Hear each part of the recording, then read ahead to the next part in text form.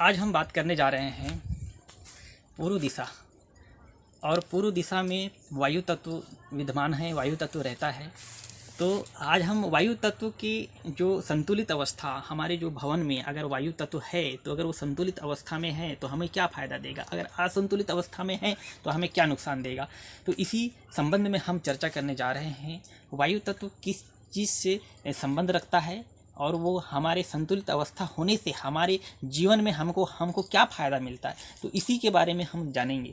अगर मान लो इम्बैलेंस है तो हमें ऐसे कौन कौन से बहुत सारे नुकसान हैं हमको जो झेलना पड़ता है, हम उनसे जूझते हैं, तो इसी के बारे में जानेंगे।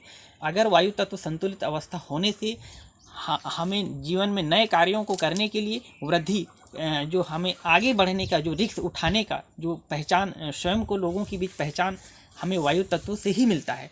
और हमें जो वायु तत्व अगर सशक्त होने से ऐसे लोगों से मिल जाते हैं जो हमें हमारी सफलता के लिए हमको महत्वपूर्ण लोग जो होते हैं वो हमको मिल जाते हैं। और वायु तत्व जैसे अच्छे इन संतुलित अवस्था हो जाने से हमें जीवन में ऐसे प्रभावशाली लोगों से हमको मिलना प्रारंभ हो जाता है। असंतुलित अवस्था की स्थिति में अगर होता है, वायु तत्व बिगड़ जाता है तो हमें क्या नुकसान देता है। अगर वायु तत्व बिगड़ जाता है तो व्यक्ति के जो स्वभाव में अकड़ता, अत्यधिक गुस्सा, पड़ोसियों के, समाज के प्रति रोषपूर्ण जो व्यवहार है कहना चाहिए वो पैदा हो जाता है। और हमें जो कई सारी ऐसी समस्याएं हैं वो होना प्रारंभ हो जाता है। और जीवन के हर परिस्थितियों में मतलब हम अटका हुआ महसूस करते हैं। और इसका अर्थ यह हुआ कि वायु तत्व बिगड़ा हुआ है। इसमें अगर वायु तत्व बिगड़ जाता है तो हमें जो चमड़ी के रोग हो गए, घुटने में दर्द हो गए, और गहरे ऐसे मतलब जो अवसाद हैं, जो डिप्रेशन से समस्याएं हैं, जो डिप्रेशन से रिलेटेड जो समस्याएं वो आना प्रारंभ हो जाता है।